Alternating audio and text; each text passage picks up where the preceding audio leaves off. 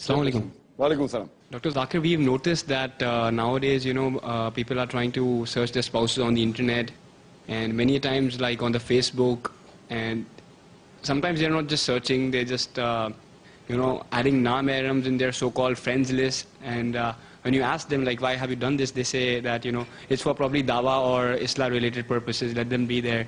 And we see that Muslims uploading their pictures. So how far is it right? Well, that's a very good question.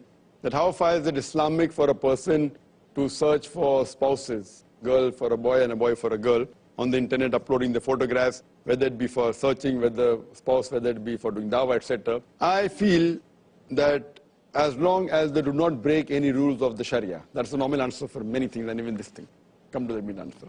As long as they're within the purview of the Islamic Sharia, there's no problem. But we fail to realize that for a man, for a boy, to put his photograph can be accepted. But the reason is, why does he want to put his photograph? Why does he want to put his photograph on the website is the question. I'm talking about general, for doing dawah, whatever it is. Now, as far as searching a life partner is concerned, if a boy puts, there's no problem, but the girl, I feel it's not permissible. For a girl to put up a photograph looking for a life partner in a website is not permissible. Personally, if a person comes through the parents, through a known friend, through an Islamic organization, gives the photograph, no problem at all. It is within some boundaries.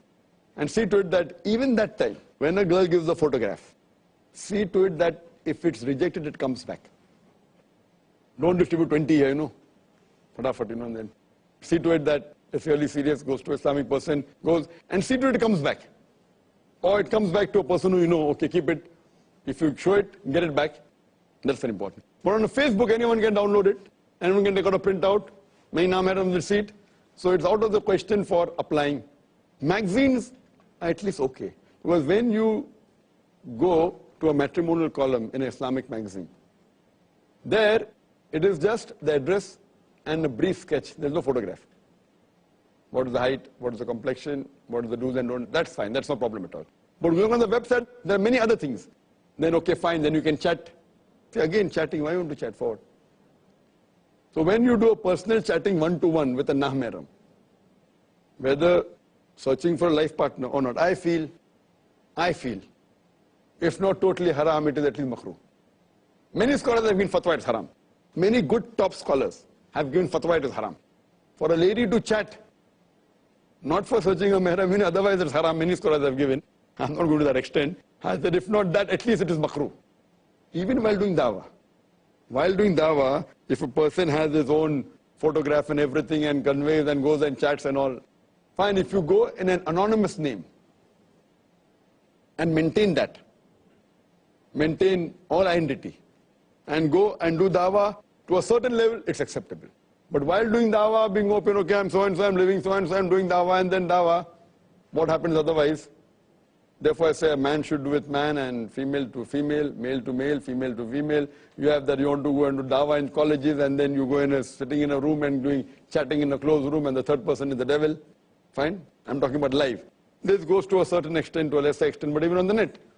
Then if it becomes too close, then you like to meet and fine. Man, there's so many cases. Chatting, oh, London, no problem. And one day wants to go, oh, you want to come to London? When you're coming, what's the flight number, so and so? Fine, I'll be at the airport, or whatever it is. And there are so many cases, whether Muslim or non-Muslim. This is how the human nature is. So I agree with those that it is not permitted for opposite sex. Fine, you want for information, go to a website, get the information, download it, fine. But chatting, if you have exclusively only for ladies, no problem, gents, no problem. And for matrimonial, I am not in favor at all. If not haram, at least it's makruh. That's for sure. And what happens? That what guarantee do you have? Your chatting means, and that's where it starts. That's where it starts. You chat and you start liking the person. When finally you see the product, dil laga gadhi se pari kya cheez hai, wohi idhar hai. And then we say, out of all the cases, this. How you met? No, I met on the internet. Where is he? UK. Where is he? USA. What? So first, the affinity has come. It's not Islamic affinity. It is opposite sex affinity. It comes, and when you meet, you realize what was there. What was Islamic? Nothing actually. Looks, nothing. But the affinity is there. Then you go against your parents. Then you go against the person, and this is very common. So therefore, I am totally against. Known evil is better than unknown evil. At least you know a person, okay, fine, Islamic way is a little bit less. You know he's secure doing a job. You know his background. You know his parents. You know his friend circle. You know he has no vices. This person, what do you know? Just by chatting on the internet, what do you know? What is he doing? Maybe possible. Those people who have such marriages, they may be successful, a few. But it's too much of a risk. Going to a foreign country, you know what's going to happen. And you leave everything what you're doing here. It's totally, I feel, it's not correct. So therefore you have to be careful using such things. Yes, going to a magazine for this sign, and then you go to shadi.com. I don't know what shadi.com is. I've only heard that name. I don't know how they conduct. But if it's done Islamically, it's possible, but it's very difficult.